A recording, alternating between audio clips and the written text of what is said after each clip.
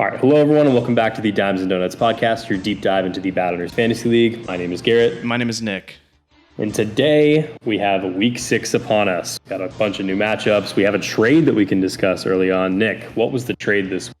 Yeah, so it's been a while, but we finally have a little bit more trade movement. So the Irving Indica and the No Robbins have made a trade. No Robbins obviously coming with a little bit of a Cinderella story, looking to bulk up their team, get a little bit of depth, have received Hassan Reddick, Ramondre Stevenson, and Zaven Collins from the Irving Indica in exchange for the No Robbins 2024 second-round pick and the No Robbins 2024 third-round pick.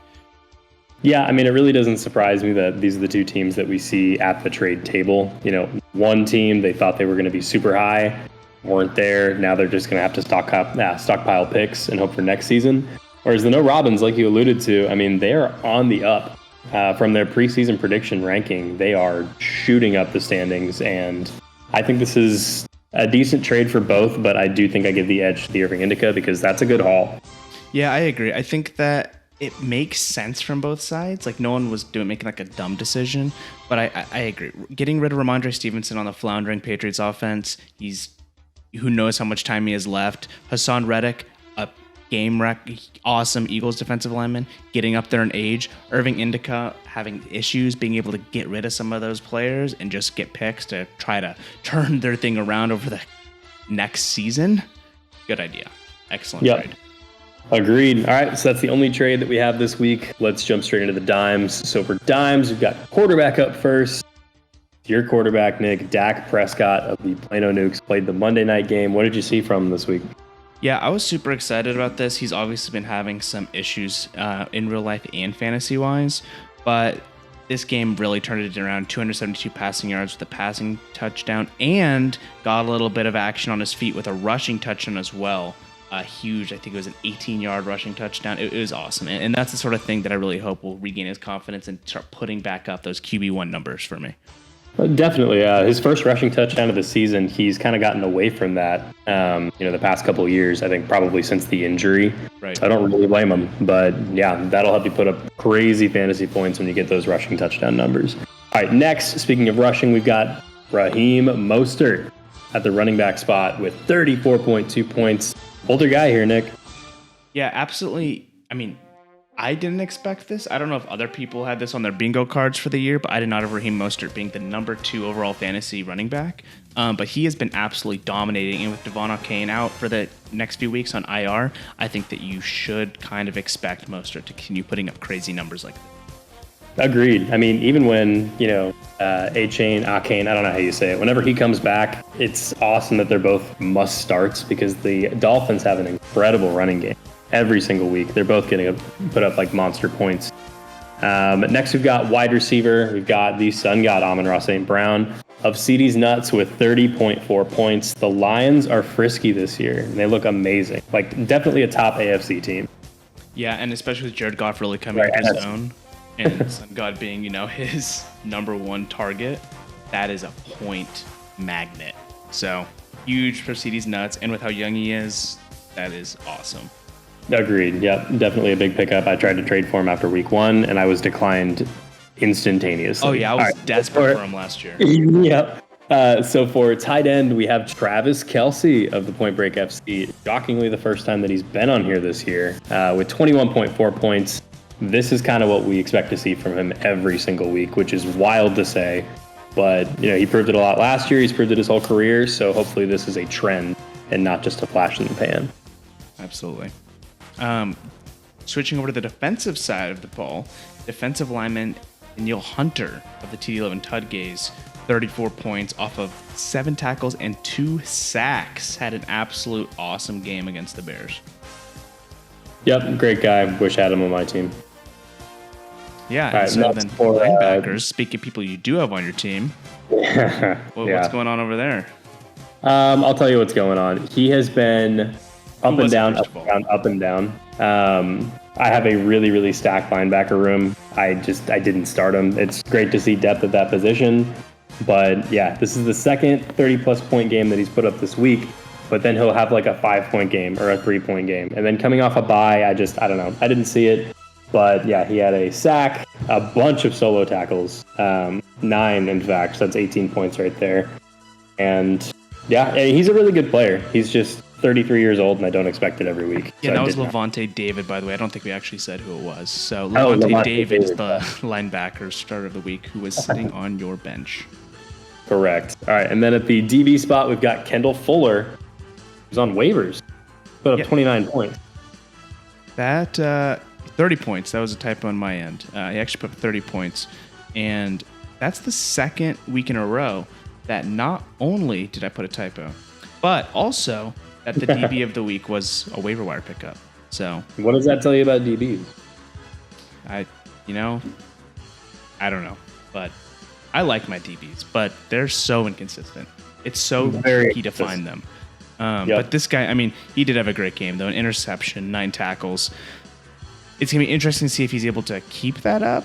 Unlikely, but you never know. It's a DB, like you say. I think with DBs too, it's like, typically if you've got like a really good defensive back on a football team, the quarterback and the offense, they don't want to target that side of the field as much, or they can't. So when drafting, it's almost like I need that middle of the road guy, or like a really, fast safety threat, whatever, that'll get a lot of tackles. So maybe Kendall Fuller sucks because he was getting, targeted so much and he had a bunch of tackles. Well, and the other thing you could target though are like nickel corners, right? Guys who are going to be rushing and doing tackles in those 5-10 yard areas. So, but I agree, lockdown corners like your Sauce Gardners or your Jalen Ramseys, fantastic in fantasy. Not great for fantasy. All right, so next we got the donuts. We'll start with my donut this week, Deshaun Watson. He was ruled out. This wasn't even like a game time decision ruled out. I guess he was ruled out a little earlier than that. That's just poor management. Did not start him. Next, we've got Dre Greenlaw of the TD11 Tudgays. He was also out. Did he get injured in the Cowboy game, or was this a practice thing? I'm not 100% sure. I haven't been keeping up with, Dre Greenlaw for any particular reason. Let me take a quick deep dive. But yeah, he got ruled out that day, it looks like. Gotcha. It looks like, there was an ankle issue during the game against the Cowboys. And between him and Warner, I mean, with as physical as they play, it doesn't surprise me. Next, we've got Denzel Perryman of the Trash Fires, another linebacker, also out. That's just one that you got to set. Everybody's got to pay attention. But donuts suck. Next, we've got Ed Oliver, who did play. He actually had an 87% snap percentage and clearly was just getting a lot of cardio. Those are the ones that are the worst, when there is nothing that Point Break did wrong, and you still just absolutely get screwed over with a big fat donut. Exactly. Okay, next, let's just jump straight into the matchups this week. So we had the Castle Rock Rockers taking on the Plano Nukes, the podcast game of the week. We barely squeaked that one out, won by like 9 points. Castle Rock Rockers take that 262 to 253. Then we had the Irving Indica and the TD11 Tudgays, the best team in the league and arguably one of the worst teams in the league. The Irving Indica put up 187 and fell to the TD11 Tudgays, who put up 324, still showing their dominance in fantasy. You want to round us out with the last three? Yeah, so then we had the Trash Fires versus the Point Break FC, which are two pretty mid-level teams competing for those bubble slots in the playoffs. Trash Fires were able to squeak one out with 261.92. beating out Point Break FC, who was only able to put up 254.38 points. Followed up with the Dallas Clovers versus CD's Nuts. Dallas Clovers having some weird, crazy up and down weeks. Were only able to put up 230 this week. A definite down week against CD's Nuts, who was able to continue their winning streak and put up 293.42 to get the double win over Dallas Clovers. And then finally with the highest scoring game of the week for sure, Atlanta Cicadas versus No Robins. Atlanta Cicadas was able to put 331.48 points versus No Robins 304.14 points. Fortunately, despite getting over 300 points, still not able to get the win this week. Yeah, those are the worst. No Robins has had some incredible weeks where they're also playing really good teams. So despite putting up 300, so only 7-5. Let's actually talk about the standings now. So at the top, we've got some movement. The TD11 Tudgays jumped the Plano Nukes at 9-3. And we've got the Plano Nukes at 8-4, CD's Nuts at 8-4, No Robins and the Atlanta Cicadas sitting there at 7-5. Our only 500 team and still in the playoff picture, the Trash Fires at 6-6. And then our teams that are currently out of the playoffs, we have the Castle Rock Rockers at 5-7, Point Break FC at 4-8, Dallas Clovers also sitting at 4-8, and the Irving Indica with just 2 wins on the season at 2-10. Wow. I mean, that's shocking. I mean, so that is a ton of shakeup. So just as talking this a little bit, obviously my team, the Plano Nukes, has lost that first place spot for the first time all season with the T11 Tudgays, in my opinion, kind of rightfully taking the throne. I think they've been the best team so far all season. CD's Nuts is still hanging in there. We're kind of doubting them, and we continue to doubt them, but they are keeping up with it standings-wise. Mm-hmm. I mean, it's exciting. And, of course, Irving Indica's just... I don't know what's going on with them, but, like they said, it looks like they've kind of started trading off some of their older players, starting to acquire draft picks, and are starting to look forward to the future. Agreed. Yeah. I'd like to touch on the No Robins here for a second. So despite their points for being nearly 1,800, which would put them squarely in third place just behind yourself and the TD11 Tudgays, a 7-5 record is tough. That really, really sucks. I do see throughout the season that, kind of balancing out and them taking up a top 3, maybe even top 2 spot. Oh, I completely agree. I mean, the past 4 weeks, this week included, so it's week 6, right? We just finished week 6. Mm-hmm. Weeks 3, 4, 5, and 6 have all been over 300 points for the No Robins, which is that's incredible. Nuts. I mean, they're doing. I don't know if anybody's ever had 4 300 weeks before in a row. Agree. Yeah, interesting. Okay, cool. Those are the standings. Let's jump into the power rankings. So we have some movement at the top, less movement at the bottom. So this week we're going to start from 10 and go to 1. Nick, do you want to start us off? Yeah, so still holding it down at the bottom slot, the Irving Indica are just not doing great this season. It was a huge surprise. A lot of people had pretty high expectations for them, but they have not been able to get any wins. They've been putting up extremely low points every single week, and it looks like they're starting to go into rebuild mode. Yeah, I think we're at the part of the season where it's not impossible for them to climb out of the 2-10 hole, but it's getting very close. Right. And I totally agree with that. And, it's going to be interesting, actually, because the 9th power ranked team, Dallas Clovers, the perpetual, big rebuilder of last year, acquired a ton of draft picks and everything. They're having some rookie flashes and whatnot, but still not quite able to get enough wins to make it into the playoffs. They actually have a considerably lower max points for than the Irving Indica. And so, as a reminder for everyone listening, the draft picks for the first 4 teams, so the teams that missed the playoffs, are decided by max points for, not just record. And so we might get in a weird situation in which Irving Indica just gets absolutely decimated power ranking wise, but the Dallas Clovers are still able to secure that number 1 overall pick. Exactly. Yeah, we do that to kind of avoid tanking and making sure that your roster, let's say you don't think you're going to win the championship and you can find out around week 6, you can't just, put everybody on your bench. It's just max points for. All right, so next at number 8 in the power rankings, we've had a switch. So last week, 7 and 8 were Point Break, and then the Rockers. We have flipped that. So the Castle Rock Rockers have overtaken Point Break, gone into the 7 slot, and then we have Point Break at 8. These teams are very, very close, I would say, performance, but I do think just record-wise and upside potential-wise, the Rockers get the 7th slot. I think Point Break's kind of disappointed me this year. I really thought going into that they were going to be a playoff contender and really make a lot of moves and shakers. Actually, what No Robins is doing right now, I thought that had the potential of being Point Break. But unfortunately, sitting at 4 and 8 doesn't look too great for They were a dark horse, and they could still jump up. It is still early. Again, only through 6 weeks. Thank you, NFL, for going to 17. Yeah. And ending everything. All right, next we've got at 6, the Trash Fires. Previously at slot 5. So they are still in our playoff picture, but they have dropped just 1 slot after losing this week and dropping their record to 6 and 6. So still 500. I would not hit the panic button yet, but they have been dropping considerably since the first couple of weeks. Yeah, I completely agree with that. I mean, there's not too much to say about a 500 team other than you just don't know what you have yet. And it's crazy saying it kind of at this point in the season, but it could turn around. They could turn around and start going on a huge, crazy winning streak, crazy losing streak, and the whole situation changes. So it'll be interesting to watch them as well as the next two teams. At number 5, the Atlanta Cicadas. It was 7-5, and then CD's Nuts at 8-4. And I think all three of those teams are in kind of that similar power situation. Yeah, I think all three are there. I think the Cicadas definitely deserve to jump the Trash Fires at a statement win this week. Huge matchup where they beat another team that scored 300 points. They put up like 331. So, yeah, I think the Cicadas deserve their spot.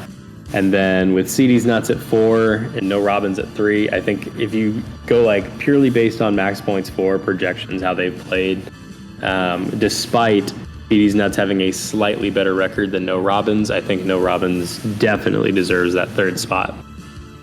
Oh, I completely agree. I think that No Robins is on a crash course for, I think that one more great week from them and another poor showing by my own team, they haunt me pretty easily. I think that this turnaround from, the 9th power ranked team in the preseason to now 3rd and contending for a top two playoff spot, getting that bye week, is an insane turnaround, and they deserve all of the praise for what they were able to do. Yeah, couldn't agree more. Next, unfortunately, after taking the top spot last week in the power rankings, the Plano Nukes have dropped to 2. I do think this is fair. Last week, I think we may have overvalued the head-to-head matchup between the top two teams. That's not to say it wasn't impressive and it wasn't a good win. And the Nukes are still going to put up really good points. This is just an off week. And when you're at the top, there's very little room for error. So I would definitely drop the Nukes down to 2. And then TD Love and Tudgaze rightfully at their place at number 1 in the power rankings. Yeah, the TD Love and Tudgaze are the team to beat. I'm so happy that I was able to get that head-to-head matchup when I did, because, man, they are a force to be reckoned with, and I'm glad that I do not have to play them in the next few weeks, because that's not fun to look at on your schedule. No, yeah, I'm not envious of anybody that has to do that. Just for context, too, on how dominant they are 120 points ahead in the points for, and 200 points ahead in the max point for. Yeah. They're far and away pulling ahead of the rest of the league right now, and it's starting to look scary. Yeah, I do wonder what would happen. Again, I know I don't want to bring this up, but I have to. I think that team without Tua and without Tyreek would be a very, very, very different team. I think that's just he has the most potent offense and the 2 best offensive weapons on the most potent offense in the league. So as long as, they stay healthy, no injuries, I see them honestly running away with it. But I guess we'll see. Just looking at his wide receiver room real fast. Yeah. He has the number 1 wide receiver in Tyreek Hill, the number 2 wide receiver in Stephon Diggs, and the number 3 wide receiver in Adam Thielen. Adam Thielen's the number 3 wide receiver in the league. He has the top 3 fantasy wide receivers on their team. And then in addition to that, they have Tua, who's of course the number 3 fantasy quarterback, and then Joe Burrow, who obviously is not ranked highly because he had a slow start to the season, but it's looking like that calf injury is healed up now, and he is back in full force. Yep. I'd be nervous. And then, of course, Raheem Mostert, number 2 running back, Derrick Henry. It's just a ton of fantasy power. But again, Tyreek, Tua, Raheem, that's a lot of Dolphin firepower. Yeah. All right. Well, cool. This has been week 6 of the Diamond Donuts podcast. Thank you guys for listening. Nick, do you have anything to say to sign off? Absolutely. Please remember to subscribe and like the video. And if you have any complaints, go ahead and email them. Hear it. All right. Have a good one. Don't email me.